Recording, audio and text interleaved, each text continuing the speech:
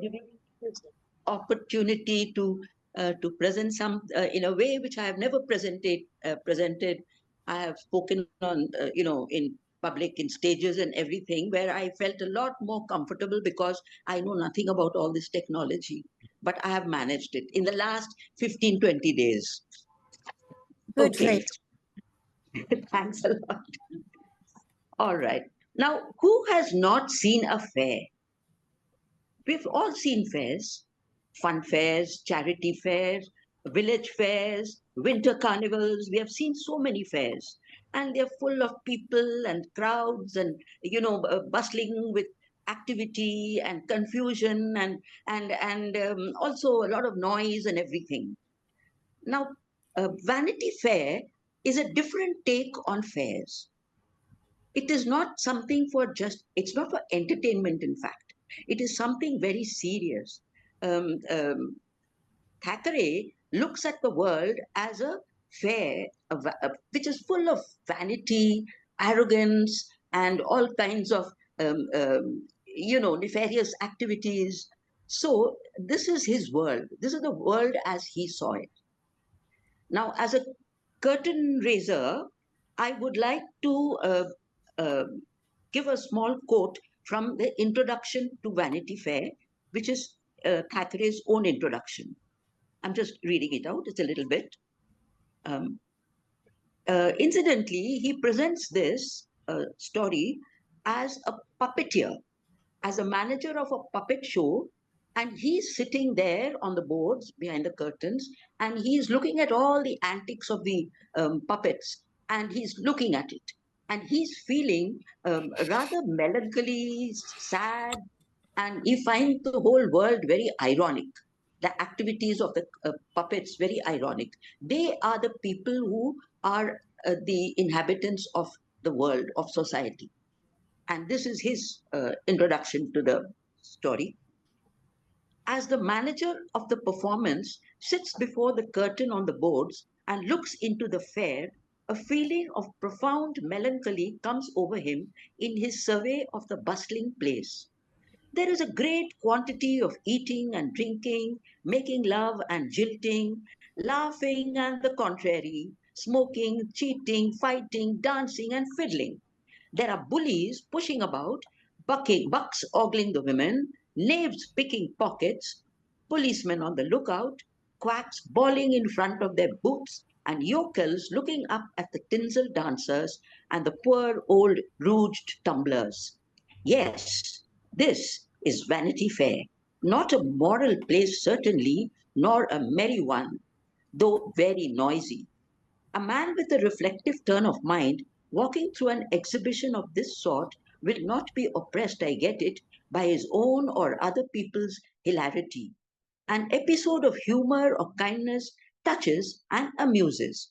Here and there, a pretty child looking at a gingerbread stall, a pretty girl blushing while her lover talks to her and chooses her fairing. But the general impression is one more of melancholy than mirth. That is his Vanity Fair. Now, this is a satirical novel of early 19th century society. It is a multi-layered panorama of peoples, manners, behaviors, and frailties.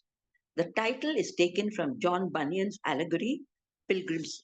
Oh, I'm sorry, I forgot to share the uh, uh, document. I'm going on talking. 1 minute. Yes.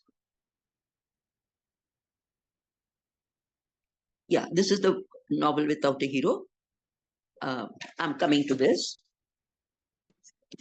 It is a satirical novel, and the title is taken from John Bunyan's allegory, Pilgrim's Progress.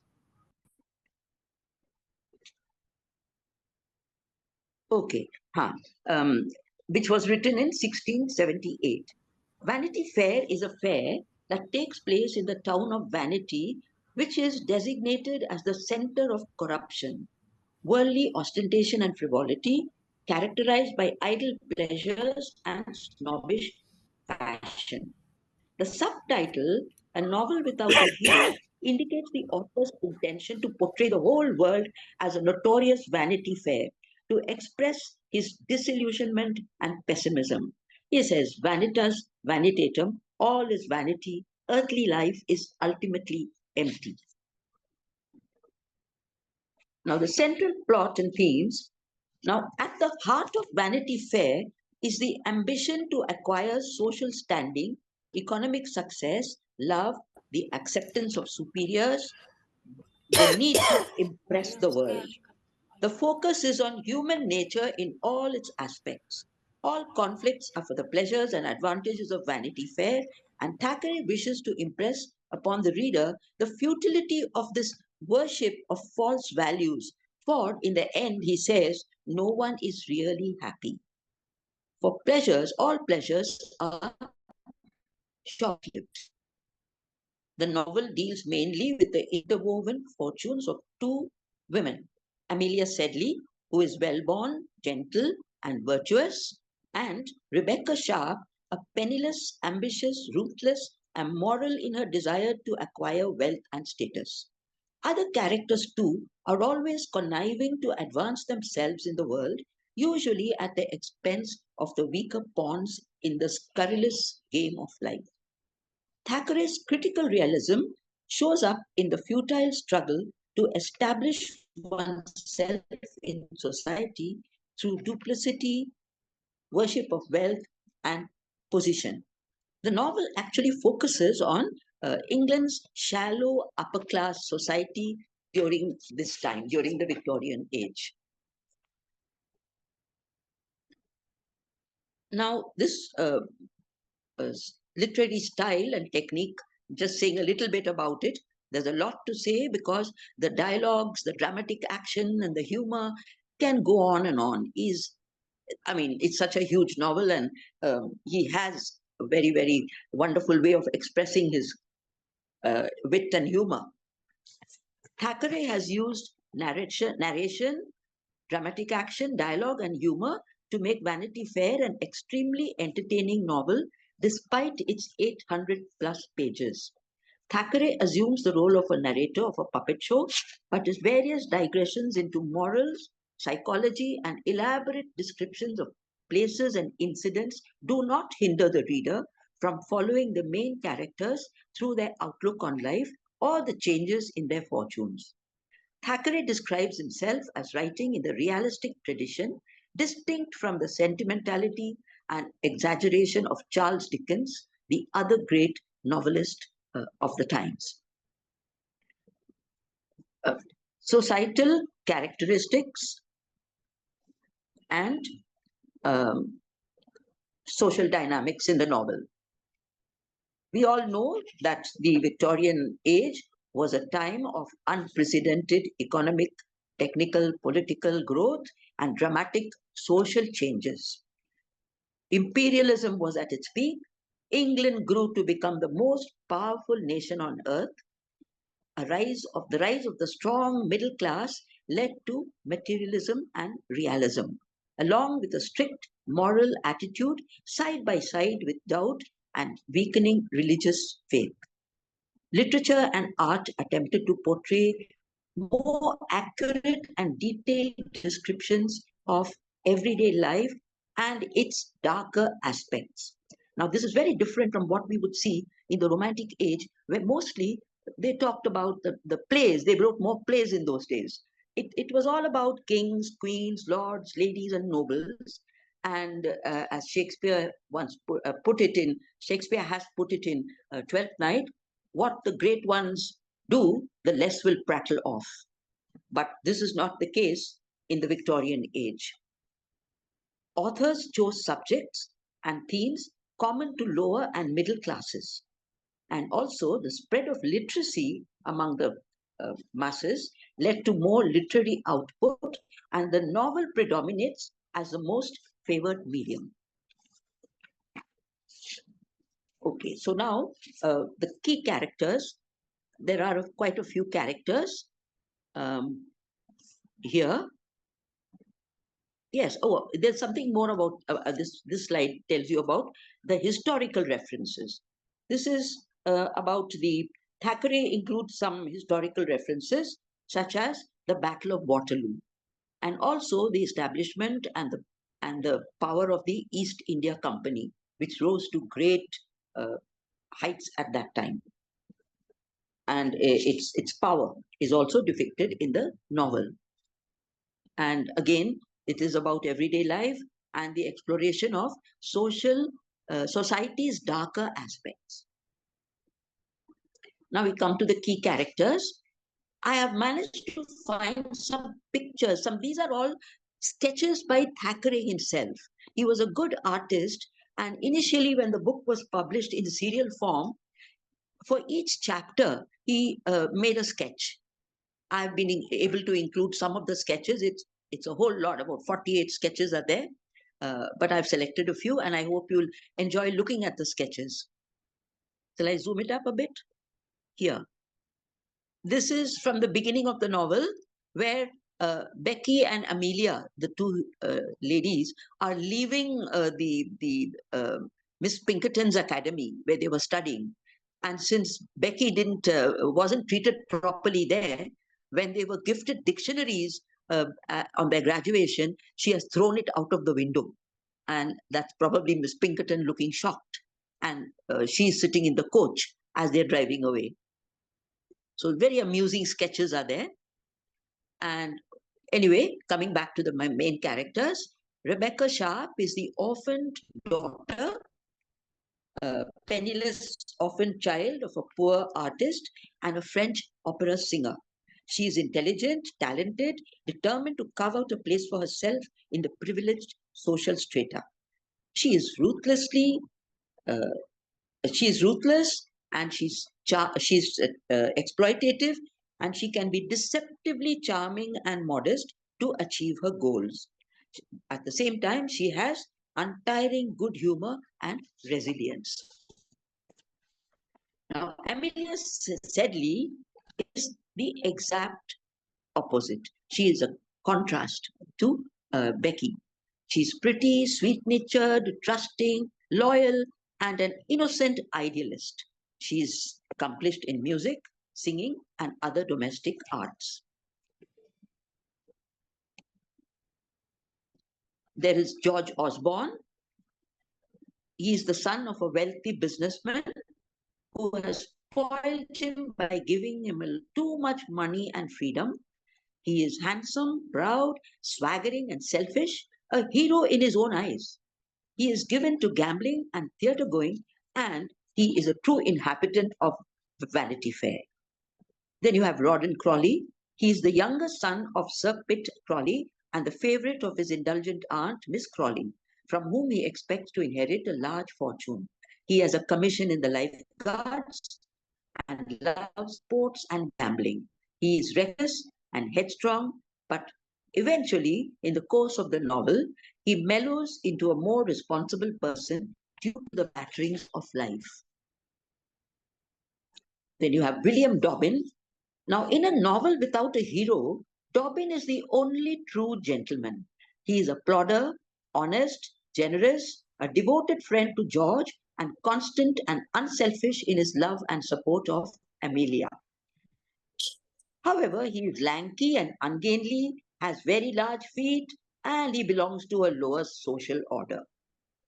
Dobbin can yet gain respect and the world the eye.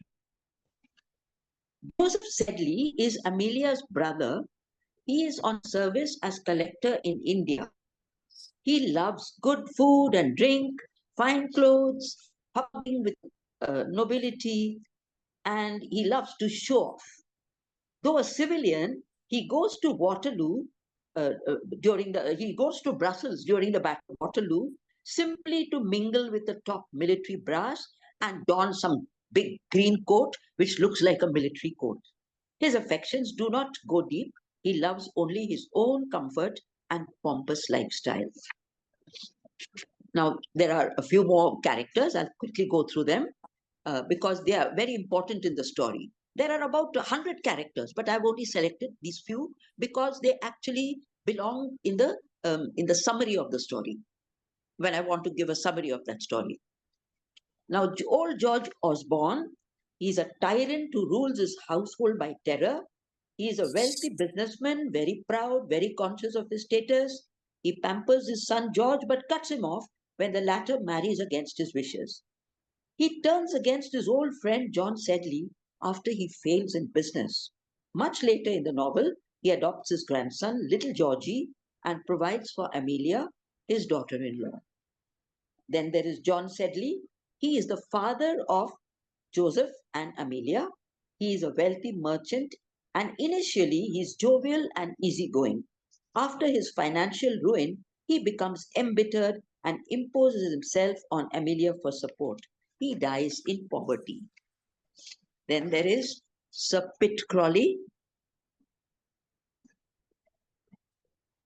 He is a baronet with a celebrated genealogy. He is Lord of Queen's Crawley and has a seat in Parliament.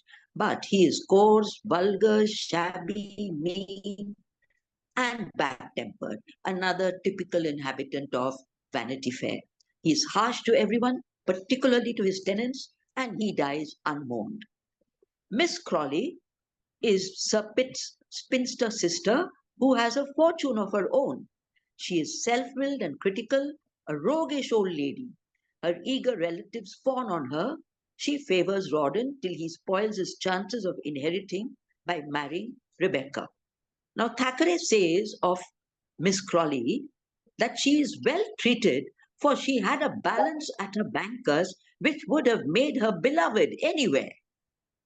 This is a little bit of his sarcastic comment on Miss Crawley. Then you have Pitt Crawley. He has the same name as his father. He is the older son of Sir Pitt and he is Rawdon's brother. He is another very peculiar character.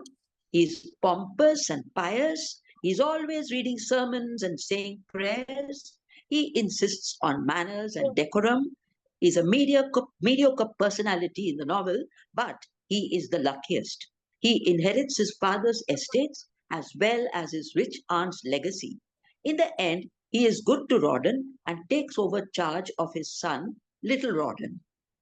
And finally, there is Lord Steyne. He is a degenerate aristocrat. He is proud, pleasure loving, very wealthy. He takes Rebecca as his protege and introduces her into high society, presents her at court, and provides her with money and position. Their affair ends when Rawdon catches them out. Rebecca loses his grace's patronage. So now I would like to stop sharing and tell you the summary of the novel in brief. All right. Can I put off the video? I'll speak without the video, if you don't mind. Okay. The novel begins at Miss Pinkerton's Academy for Girls. Amelia and Becky are both students at Miss Pinkerton's school. Becky is an orphan who has been allowed to study in this elite institution because her father was the art teacher here. She gave lessons in French to junior students in lieu of fees and board. Amelia comes from a relatively well-off family, so she is treated with respect by the snobbish Miss Pinkerton, while Becky is despised and receives harsh treatment, though she is a clever pupil. When they graduate, they each receive a dictionary, but Becky quickly throws hers out of the window of the carriage as they leave. Becky hates the place and determines to improve her lot in the world. Becky has been hired as a governess, but before that, she spent some time with Amelia's family. Amelia has invited her to her house to spend some time with her before she joins her work, her job. Now, in Amelia's family, Becky ingratiates herself with everyone and attempts to get a marriage proposal out of Joseph, Amelia's brother, who is wealthy from his business dealings in India. During her visit, Becky also meets George, to whom Amelia is engaged to be married since they were both children. George's best friend is Dobbin, who secretly loves Amelia but is loyal to George and believes the best way to make Amelia happy is to help with her marriage to George. In the entire novel, Dobbin is the only one who sees through Rebecca Rebecca's selfish machinations and pretensions. Ultimately, Becky fails to marry Joss or Joseph. Now, that is a very funny incident in the book. I'm not, I would love to go into it, but then it will make it really very long. So she fails to marry him. So she goes on to the governess's job with the family of Sir Pitt Crawley, a stingy and shabby old baronet. Sir Pitt likes Becky right away, as she makes herself very useful to him, helping him with his accounts and writing his letters. She also gains the affection of his wealthy sister, Miss Crawley, and secretly marries his younger son, Rawdon, a boisterous army captain and the favorite of his aunt. At the same time, she incurs the jealousy and distrust of Mrs. Bute Crawley, Sir Pitt's brother's wife, who herself has designs on inheriting some of Miss Crawley's fortune. When the old lady falls ill, Becky goes to stay at her home to nurse her. She charms and entertains her and is very concerned about her health and recovery. Sir Pitt visits his sister's house and proposes to Becky there the very next day after his wife dies. And she fearfully informs him she is already married. Rawdon's marrying an ordinary penniless governess angers Miss Crawley and she cuts him out of her will. So here too, Becky's schemes to become rich fail for the time being. About this time, Napoleon escapes his exile and begins waging war in Europe. Amelia's father, Mr. Sedley, suddenly goes bankrupt, forcing the whole family to move into a smaller house. At the Sedley estate sale, Dobbin sees a piano that he knows Amelia loved, so he buys it and sends it back to her, although she thinks it has come from George. The bankruptcy also causes George's father, Mr. Osborne, to forbid George from marrying Amelia. George himself likes his reputation as a ladies' man and seems happy at first about getting out of the engagement to Amelia. But Dobbin, wanting the best for both George and Amelia, convinces George to go through with the marriage. George does so, causing his father to disinherit him.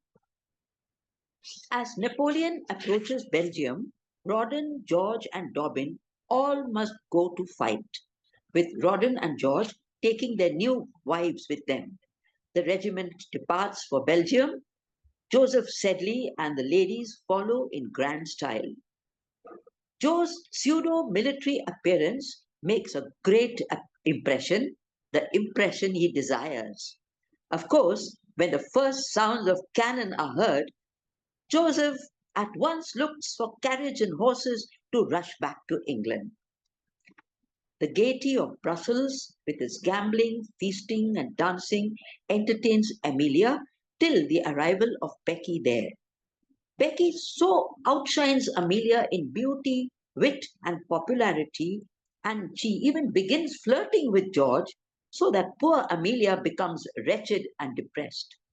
Although the British defeat Napoleon at Waterloo, George dies in combat, leaving Amelia a pregnant widow.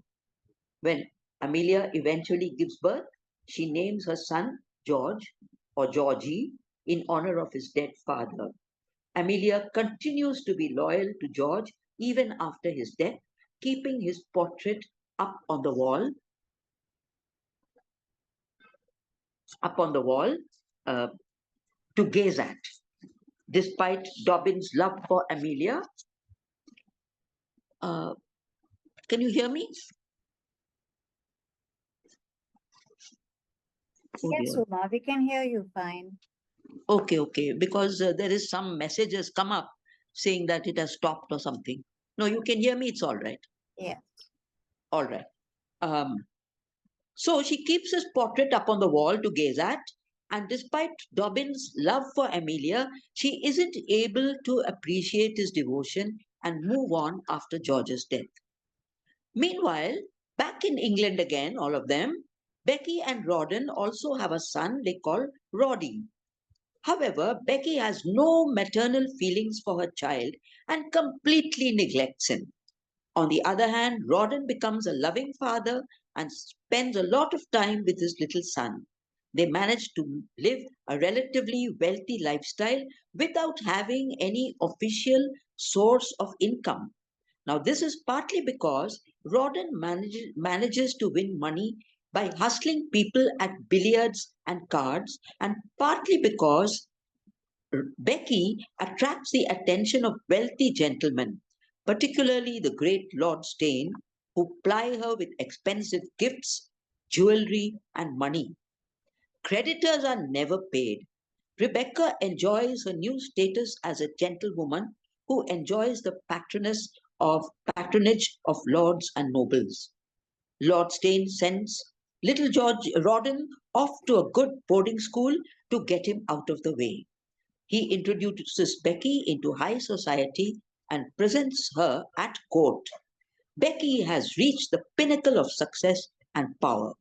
This meteoric rise of the heroine, Rebecca Sharp, through her intelligent manipulation, beauty, and charm, is a satirical presentation of the striving for profit, power, and social recognition of the middle classes, with utter disregard for and violation of moral values in Vanity Fair. One day, Rawdon gets sent to debtor's prison since he and Becky both owe many debts due to their extravagant lifestyle. Becky ignores his need to be released. His brothers. Becky ignores his. She does. He has money, but she doesn't give it to him. Now, his brother's wife, Lady Jane, she comes along with the money, and she is very upset by Rebecca's lack of love for her child and her scandalous lifestyle. She comes to the rescue, and when Rawdon comes out of prison, he returns home to find Lord Steyne and Becky in a room alone together. Rawdon angrily implies that it looks like Becky was cheating on him. He also discovers that she has secretly hoarded a large amount of money without his knowledge and feels doubly betrayed. He storms off, intending to challenge Lord Steyne to a duel, but Lord Steyne instead arranges for Rawdon to get a paid appointment to act as governor of a remote island. Rawdon accepts the position and goes off to the island, where he eventually dies of yellow fever. He entrusts the care of his son to his brother, currently Sir Pitt, and his wife Lady Jane. In course of time, the boy inherits the titles and estates of Queen's Crawley. Lord Steyne is furious with Rebecca for making their affair public and cuts all connections with her. Having lost both patronage and respectability, she is forced to leave England and wander on the continent. Meanwhile, Amelia continues to be an attentive mother to George, but her whole family is in a dire financial situation, with Mr. Sedley continuing to make bad decisions with money. One day, Mr. Osborne meets his grandson Georgie and proposes that he could raid Georgie and pay Amelia some money for Georgie's custody. Perhaps he is now repenting of having lost his son George in the battlefield. So, under Mr. George, Amelia at first is very offended, and but then she feels that she has no choice but to go along with it and let Georgie go. Under Mr. Osborne, Georgie receives a good education and quickly learns how to be a gentleman. Eventually, with some help from Dobbin, Mr. Osborne reconciles with Amelia, and when he dies, he leaves most of his money to Georgie and a generous allowance to her. Eventually, Amelia, Joseph, Georgie, and Dobbin all go to Pumpernickel in Germany on a vacation. There, Joseph and Georgie happen to run into Becky at a gambling hall.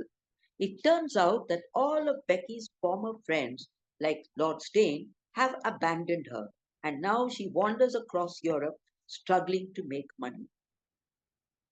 Joseph invites her to come with them, and over time, Becky manages to win him all over again. Meanwhile, Dobbin finally confesses his love to Amelia, but she still isn't ready to let go of her devotion to George. Dobbin leaves to go back to India with his regiment. Becky, however, feels that Amelia should marry Dobbin. She shows Amelia a note that she has kept hidden for a long time from before Waterloo. Here, um, he has written that George writes that he wants to run away with Becky and abandon Amelia. Finally, finally able to let go of George, now that she can see his flaws, Amelia writes to Dobbin immediately, asking him to come back. Dobbin returns, and he and Amelia soon marry, though Dobbin by now has realized that she was never worthy of his secret love. Sorry, not secret love, sincere love. That she was never worthy of his sincere love. All his life he has loved her, and when he finally marries, he is not fully happy because he knows that she is not really worthy of all the sacrifices and help which he has given her. Meanwhile, Becky succeeds in exercising her control over Joseph, managing to drain all the money out of his various accounts. Joseph becomes feeble and dies, possibly due to foul play by Becky, though it is never confirmed, and she receives a, a big portion of his life insurance. Now, Becky uses her new money to get involved in charity and work with the local church. And although when the others see her, they continue to be suspicious about whether Becky has really changed or not. Amelia and Becky meet one last time a few years later at a booth in a charity fair, but they both move away without speaking to one another.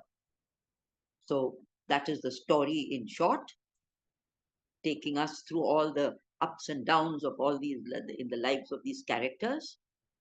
And I would just like to uh, give a small comment. Rebecca is bad. The author says of her that there are people in this world who are faithless, hopeless, and charityless. Becky sees her companions clearly with a cold, appraising eye, and she knows how to manipulate each of them. Becky is skillful in finding out secrets and is constantly on one goal: how to advance herself. Although she is the villainess, the reader must admire her resourcefulness, her intelligence, and her positivity. She arouses the maximum interest and admiration despite her negative nature. Amelia, by contrast, is the harmless, lost wanderer in the great struggling crowds of Vanity Fair. So we see that Thackeray, he says that he wanted to write a comedy to make people laugh. He says it was never his intention to cajole his public into a sermon. He wanted to make people laugh, but he mostly saw human beings as abominably foolish and selfish. Hence, his portrayal of the dark side of human nature in a world where nobody is really happy. Very little has changed today since Thackeray wrote this satire. Much of what he describes about society and human nature is still dishearteningly relevant, and we cannot say, um, even after nearly 2 centuries, thank goodness, we have moved beyond all that now. So that is where I stop. Thank you. Thank you, Uma. Excellent summary of the novel. I'm sure lots of people have lots of things to say. Can I just ask you, Mm, it's very typically mm, remembered as a novel without a hero. Mhm. So would you like to comment on that? Yes, he himself says, Thackeray says, that nobody is worthy of being a hero in this uh, novel, because all those people, that George, Rawdon, so many others, they are all lacking, and they are all selfish, and they are all always trying to do something which is not really, um, like, we cannot like. All right. And the only good person, he says, is Dobbin. But Dobbin is hardly cut out for a hero because he is not handsome. He is, as he says, lanky. His feet are too large. They make fun of that in the story. And he is very quiet, and he always remains in the background. He likes to do whatever he does without showing himself, that without showing off, without saying that he's doing it for anybody. He loves Amelia, and he gives her money. He brings her back to England. He sees to it that she is again, that her father-in-law, Mr. Sedley, Mr. Osborne, accepts her finally. All this he does, but he is not cut out to be a hero. Right.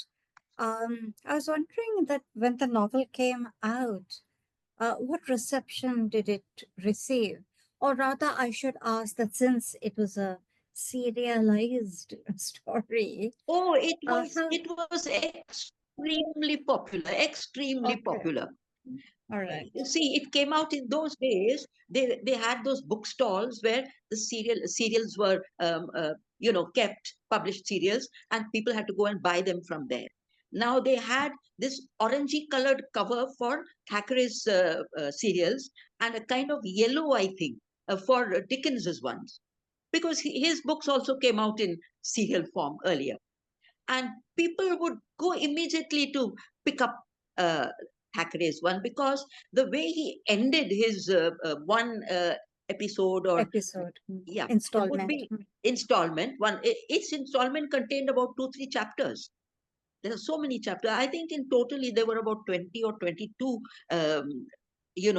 segments of it, which was later published in 1848 in book form.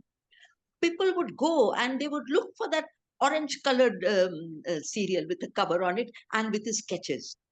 Now, even Dickens used to sketch. We have seen his sketches by Boz and all Sketches that. by Bonds, yes. Yes. But Thackeray was very popular. And I mean, what about when it appeared in the magazine? One installment appeared in the magazine. Did the magazine sell more because of that? Yes, Must indeed have. it did. It did. It did. And people were very eager to know what happened next. Exactly. The way he So, left the story in the yes, previous. I was quite Yes. a master at that, wasn't it? Yes, yes, yes. I mean, each installment sort of like a cliffhanger. You're wondering, oh my gosh, what happens next? Nowadays we watch these serials on Netflix, and Yes. there was one. It was called um, Black Money Love. It was a Turkish one. Hmm. It just went away in this January, the end of January. But I watched it through December. Oh, it was so entertaining, so good. The acting, the characters, the storyline, everything was so wonderful that on 2 or 3 occasions it ran into about 120 what do you call that, episodes. It was a very long one. It was called Black Money Love. I don't know if anybody saw it. I used to Mm. sit up till 2:30 a.m., 3 a.m. because I just couldn't switch off the TV and go Switch to it sleep. off. Oh gosh. Okay, okay. Yes. Yes, open to everybody. Please unmute. If when you want to ask a question, let's see you. Switch on your videos, everybody. Let's see your expressions, if nothing else. Come on. Now, Prashant, Yeah. I would like you to say something. Meanwhile, Latika has put up her hand. Okay. So we'll have Latika first and Prashant next. Just one thing, Moini. Oh. That is that I don't have questions, but I have a lot of observations to make. Mhm. Okay. So I think and once I start making, I hope I don't take too long a time, but if I do, please let me finish what I'm trying to say. Okay. Can you hear me? Yes, yes. Yeah. Now, once I start, give me time to complete what I'm saying, okay? Yes. Okay, ठीक है. So let Latika speak first. Okay. Yes, Latika, mic is yours. Unmute, please. Please unmute. Yeah, thank you, Uma. I read And the book thank you for many, listening many. so patiently. Sorry, I read the book many years ago, or shall I say, a few decades ago. So I don't really remember it. Now I'm going by the story you told us, and based on how you recounted it, I would like to ask you if this novel is completely character based, because what you told us the story. Is there anything more than the story? Is there a description of the environment, of people's interaction with the environment, or is it only relationships? No, it's not. It's got a lot of things in it. It's got a lot of, like, comments by the author himself, Yeah. where he discusses morality, he discusses people's attitudes, he comments on uh, how they, uh, why they do certain things in a certain way. And he also shows us lots of descriptions of uh, Belgium, England, their houses, their homes, how the ladies behaved, how they went, visiting from around in their society, and how the English ladies were very proud. And if they didn't like somebody, they wouldn't even look at them. They would, if they liked them, they would probably nod and, tip their bonnets or something. And this was a great thing for people in those days. They used Okay, to so there was ride in more the than just the parks. interaction between characters. Yes, that's Yeah, also you told there. us the story where you dwelt on the characters, not on the other things. So And the it's more scenes than also. a Yes, bigger landscape. Yeah. he was more concerned definitely about the lives of these people and how they all wanted to be one up on each other, how they wanted to be rich, how they wanted to flatter those who are already rich. So that is more.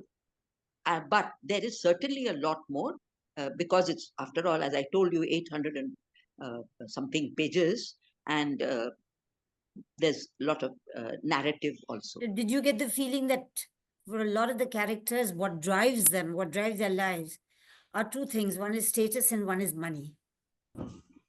This Is is that what they want. okay? Dickens's novels also have, negative characters, bad things happening. David Copperfield is being talked of a lot because of that, the new novel that has come, which sort of, I forget what it's called, something Copperhead. Anyway, David Copperfield. but yeah, it's being talked about. So that Mr. Murdstone, I mean, it's a terrible character.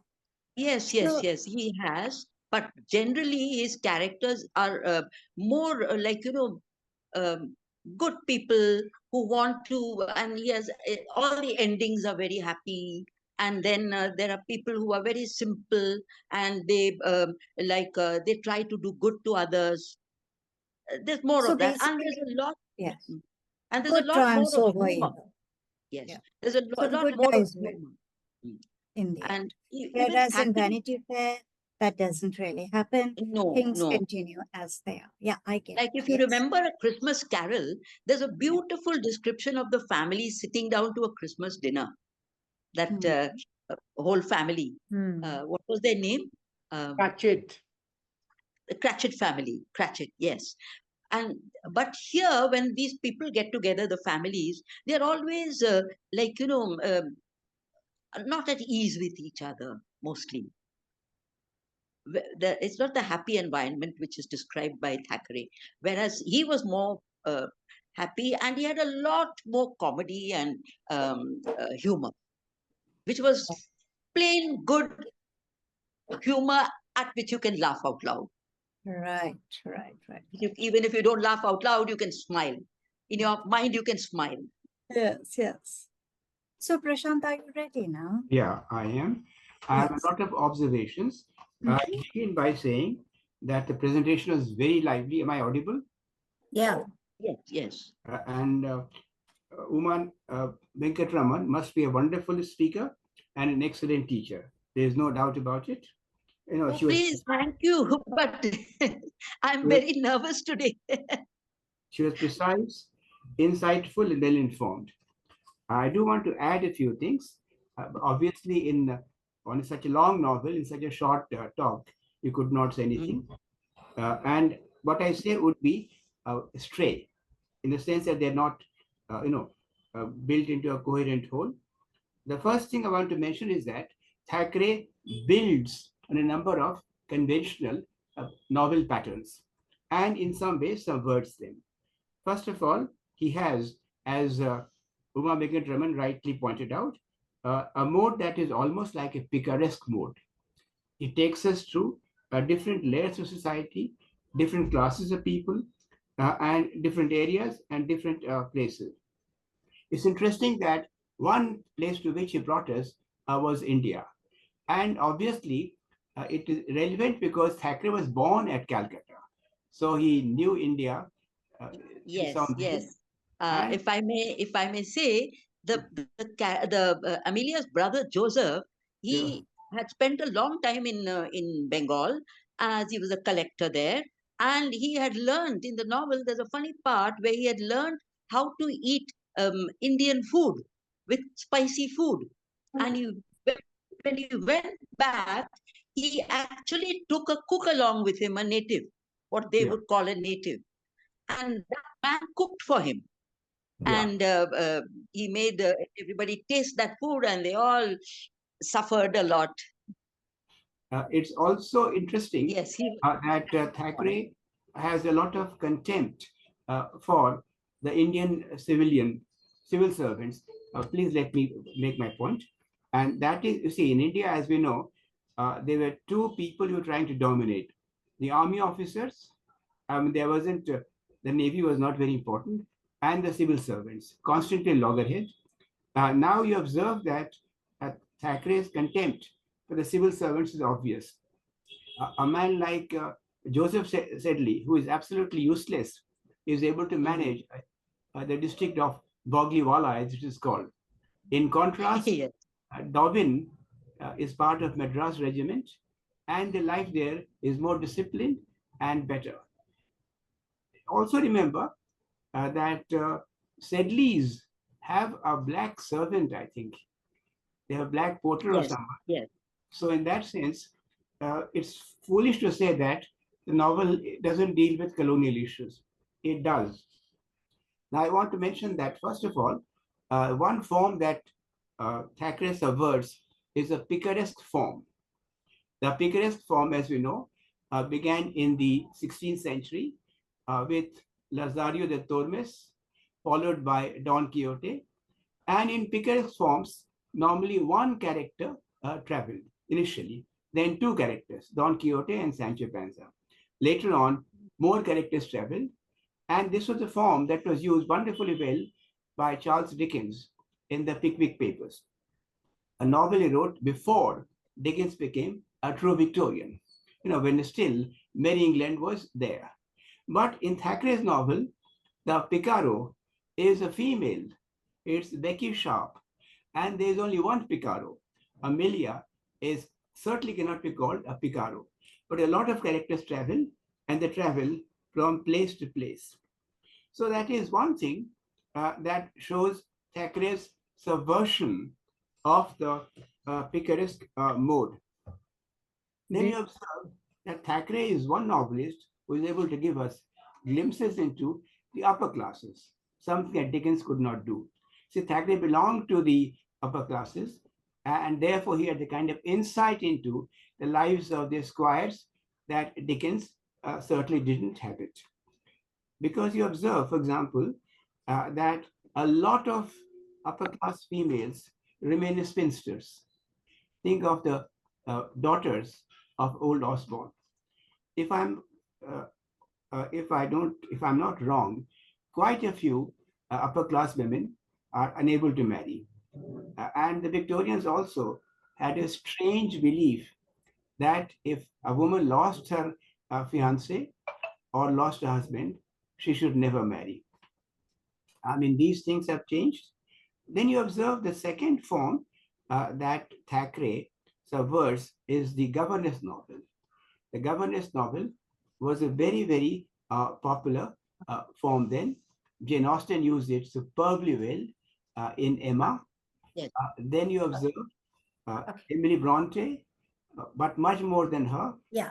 Charlotte Okay. Bronte Take it. Okay. in Jane Eyre, and her sister Anne Bronte in Agnes Grey, and the tenant of Wildfell Hall.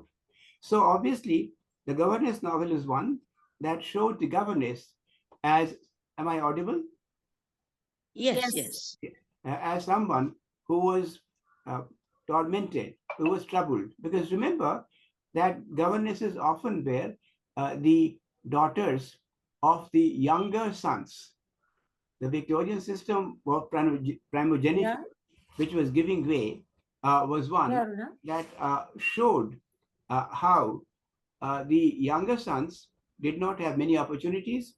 They could join the church, but what about the younger sons of younger sons of younger sons? So, and the daughters of these people often became governesses. They're exploited and they had a tough time. In contrast, here the governess is the exploiter.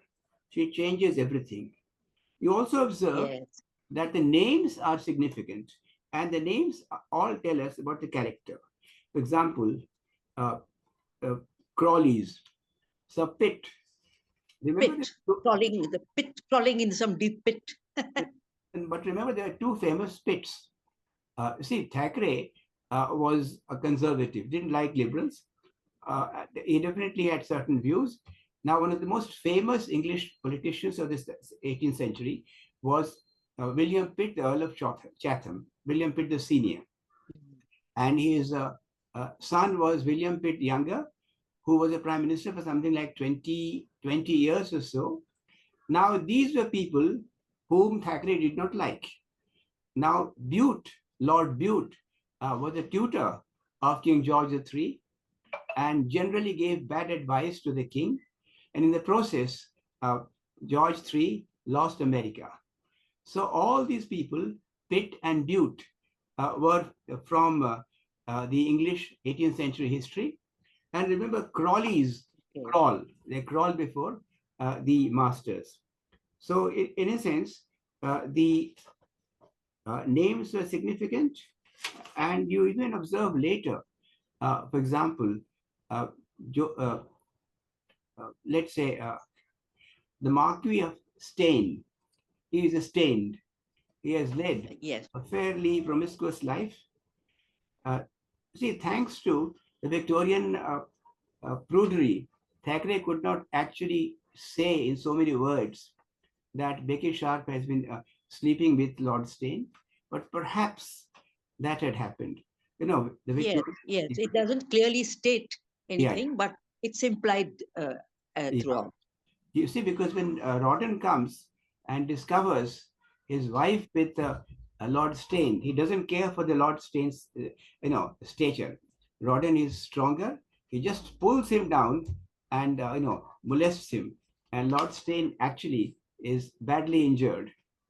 And then Lord Yes. Steyne, yeah. Surprisingly, he has presented Rebecca with a diamond ring or something, and Yes. Rawdon takes it and throws it at Lord Steyne, and it Yeah. cuts his forehead and leaves a permanent mark there Yes. in So, the I mean, story. that actually showed his nature, his Yes.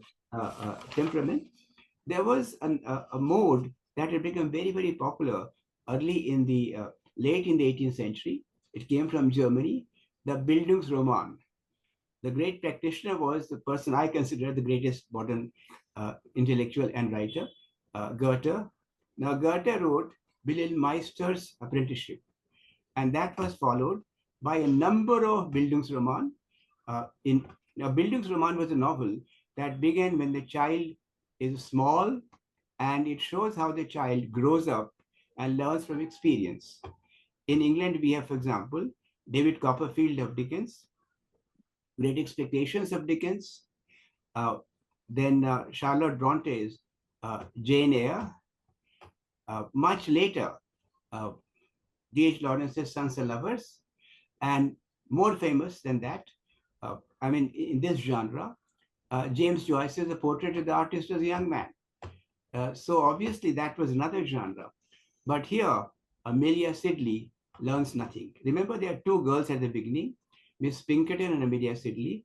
Amelia Sidley learns nothing from experience, and she cannot see through people. Becky Sharp is sharper. I mean, the name itself is very significant. Becky Sharp. She is sharp. Yes. So you observe that almost, I mean, most characters have significant names. The names indicate what they are. A practice that Dickens also followed. For example, Murdstone is murder plus a stone. Clearly. Yes, yes. Yeah. Even Dickens has a lot of names like that. Yeah, yeah. Now, Thackeray. In, Yeah, go on. Yeah. Please go ahead. incidentally, Yeah. incidentally, our own Maharashtra Chief Minister, Yeah. Bal Pardon me. Thackeray, Oh, the, his real name was some Keshav something Panwale or something. I don't remember the proper name. But he was yeah, such a great admirer of Thackeray that he changed it to yeah. Thackeray. Oh, I see. Yes. Really? Oh, wow. Okay, I did not know That that. is Bal Thackeray's father. Bal Yeah. Thackeray's father. Yeah, yeah. I see. Because I thought Bal Thackeray would have no interest in anything that's not typical Yes. Maharashtrian. I always thought that he took the opportunity Yeah. of spelling Thackeray, which is a standard Maharashtrian name, That is true. Yeah. as Thackeray Yeah, to yeah. anglicize it. I always thought that. And I thought how No, weird, because that doesn't go with his I ideology at found all. out while reading about all this that his real name was Panvelkar. I see. I see. Good Oh, Lord. Okay. That's uh, news. Wow, Uma, thank you. for a minute, I want to get back to another famous Yes, Hindu yes, drama, yes. and that is George Eliot's Mill on the Floss. That also shows female growing up. But observe the contrast. The contrast is so sharp and so clear between George Eliot and Thackeray. And I think I'll let us speak. I have spoken for too long, and as more things crop up, I'll again interfere and try to make suggestions. So certainly. Thank you, Prashant. Thank you very much. Thank you very much. Yes. You have said a lot of things which we probably have forgotten, even if we ever knew it. Actually, one more thing. I believe Dobbin was a name used for a slow horse, Oh, somebody who could not be a racehorse. Because William Dobbin cannot be a racehorse. He's a very yes. slow horse. A sort of farm horse, you know. Yeah. Yes. Okay. Thank you, Prashant. Yes, Runa. I wanted to say that, especially after such a long time hearing the summary, it seemed to me it's very allegorical. All the characters are very allegorical. I mean, they all stand for a particular something. Mhm. And you don't realize it when you're going through the book because it's very well done, I mean, it keeps your interest and it's fleshed out very well. But, you have Amelia as a very typical, the innocent. Then you have, that Lord Stein as the villain sort of thing. And then you have Rebecca Sharp as, the smart cookie, as it were. But it's all very allegorical. And as a very broad structure to the novel. And it's very easy for people, therefore, because you see, Thackeray did write it with a moral in mind. He was talking about Vanity Fair, society as society when it is lived at a very superficial level. So it comes home very easily that way. Mhm. That was just my comment on the way. Point taken. But I think it's important to I think allegory does, however, reduce. So I want to say that while you're right, I think Thackeray has done an excellent job of fleshing out his Oh, definitely. characters, you know. Definitely. Yes, yes. Definitely. Okay, yes. Sunita, what would you like to say?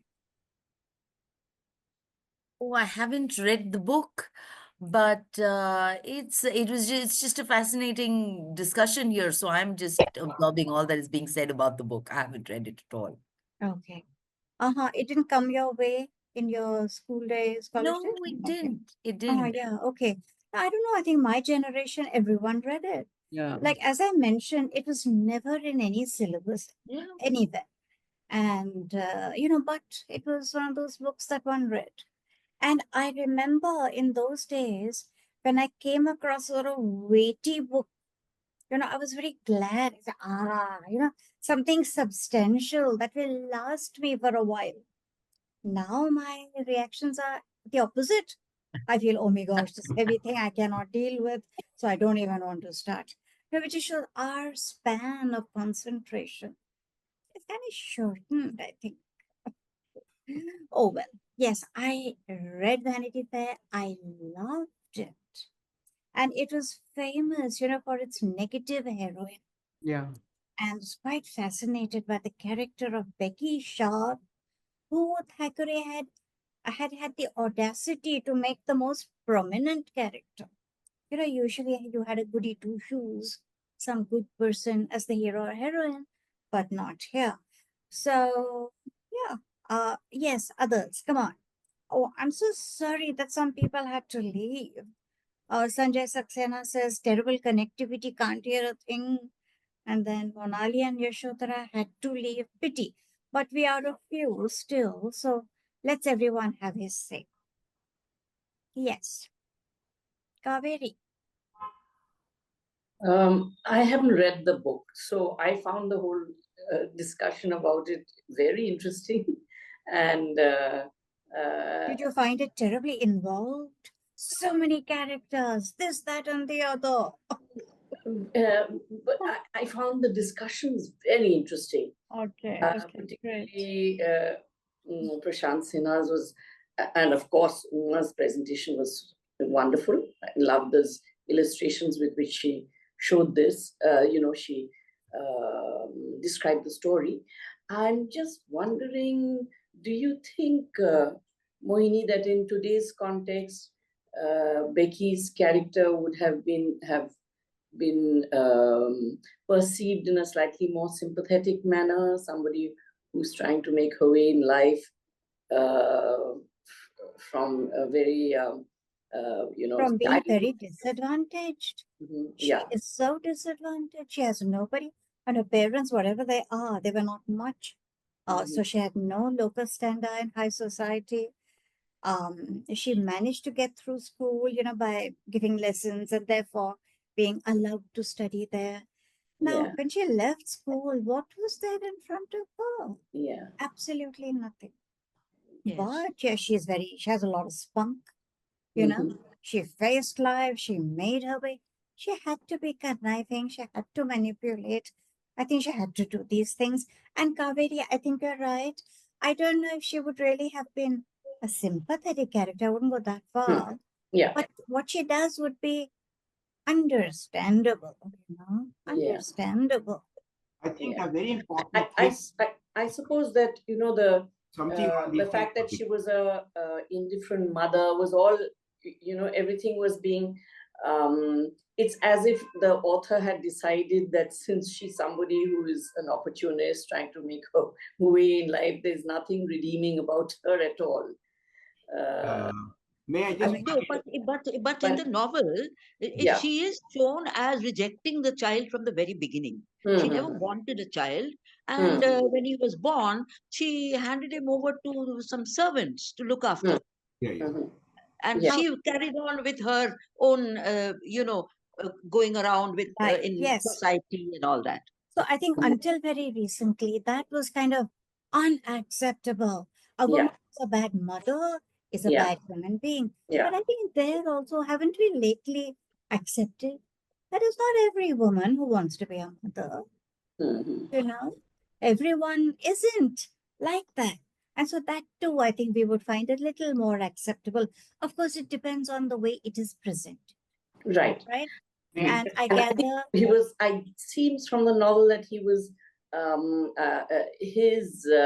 he was unsympathetic to her character, and he presented. I mean, I have not read it. I'm just based on the discussion. It just struck me that nowadays a person who's trying to make a way in life and who decides to you know by whatever means she can to lift herself up from poverty and deprivation I may suppose, perhaps I may suppose these days a Ah. little immorality and these Exactly. activities are Yeah. more tolerated Yes. yeah Yes. yeah than they were Morality in. and amorality. You see, it's not that Mm, she's just immoral, she's also amoral.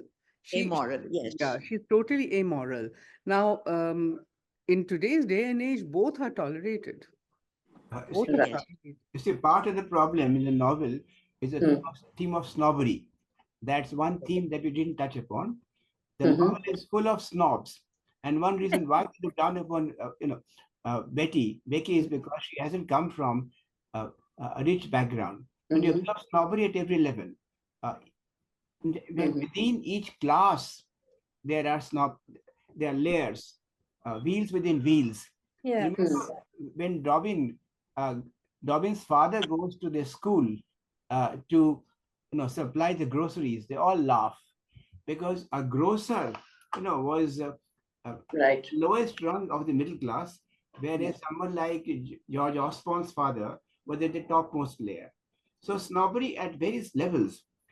Dickens addresses that, you see, in Great Expectations. But Thackeray is more ruthless.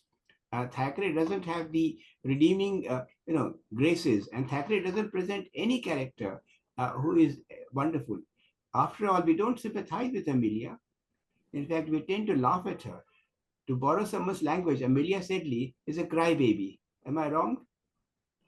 She's a crybaby. Absolutely, she cries for everything, Yeah. and she doesn't, doesn't protest. She's so humble. She just weak takes and everything, helpless. mm, Is there and she's not at all likable because of that. Where we admire Rebecca because she's so wicked, Yeah. we despise Amelia because she's so spineless. Yeah. Yes. At least Becky has initiative, right? Mm. is there She any tries, and she sorry. succeeds in that. Yes, Latika. Yes. No, I was just wondering if there's any echo at all of any kind in the social, in the society about the Industrial Revolution, because that was the time of the Industrial Revolution, and lives were changing because of the arrival of the machine.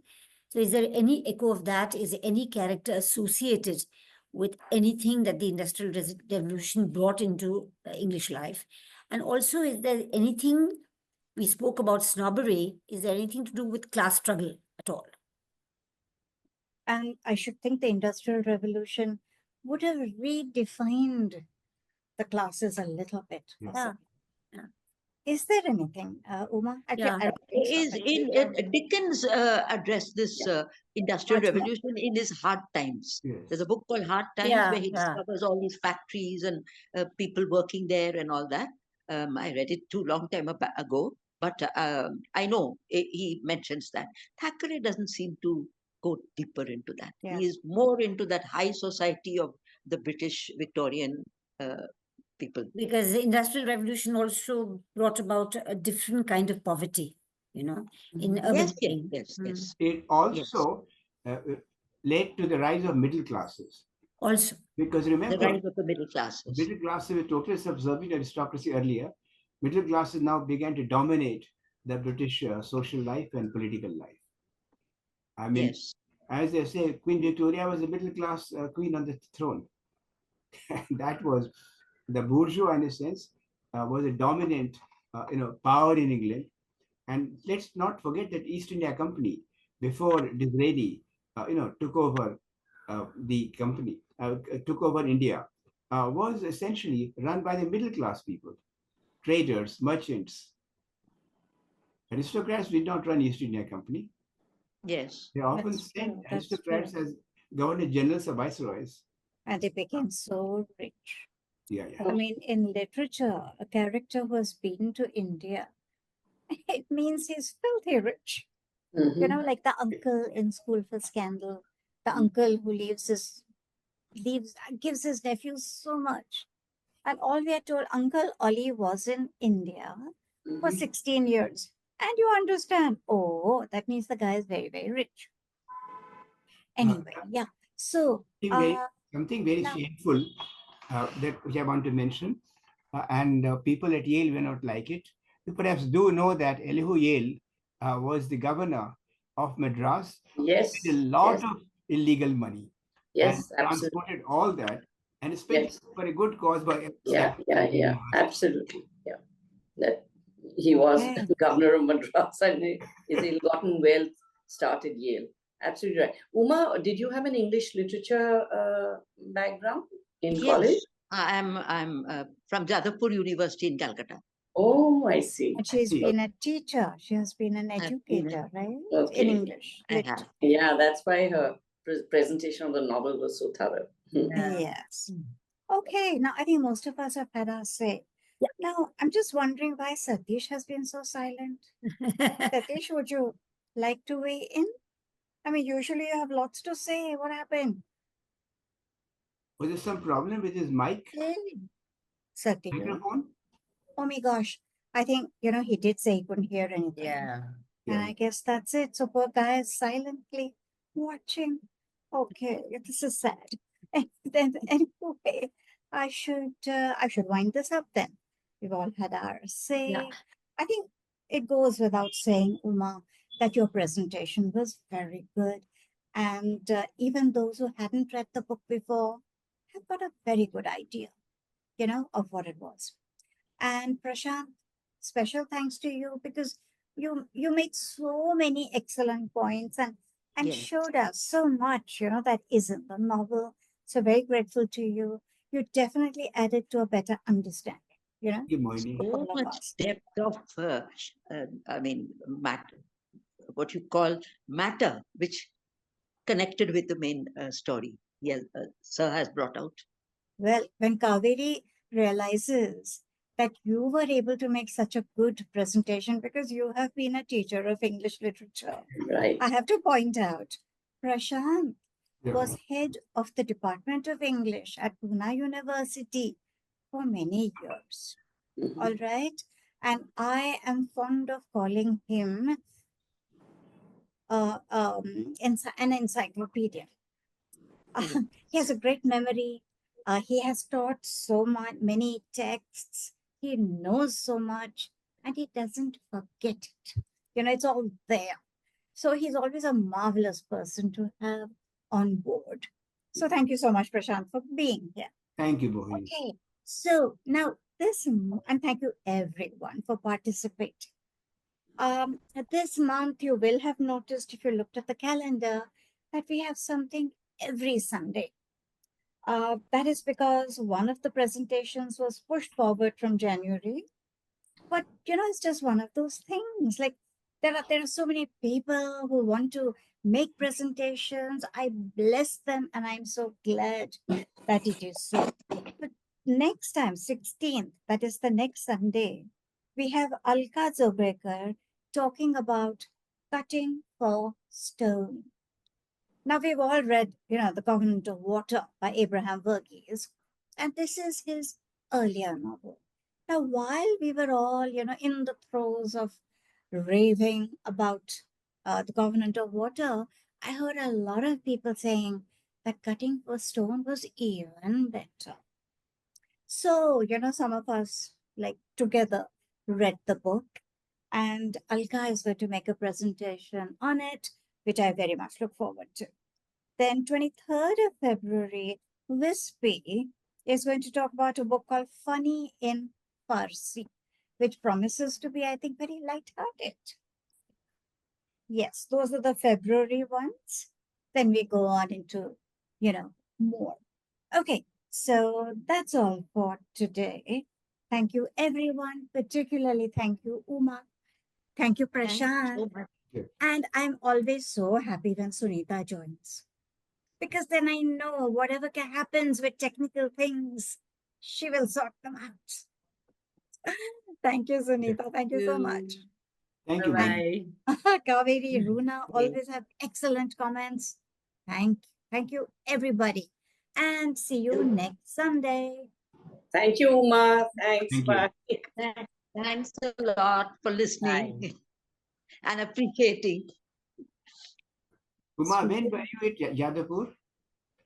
Sorry, I shouldn't be asking. Pardon? When were you at Jadavpur? When was I at Jadavpur? Yeah. Oh, long time back. I think perhaps in the late 70s or something. Oh, I see. Because I knew Chaudhary's fairly well. Okay. I knew Kanto about, Chaudhary. but they went much later. They went there I- much later. Shrikant, yes. Okay.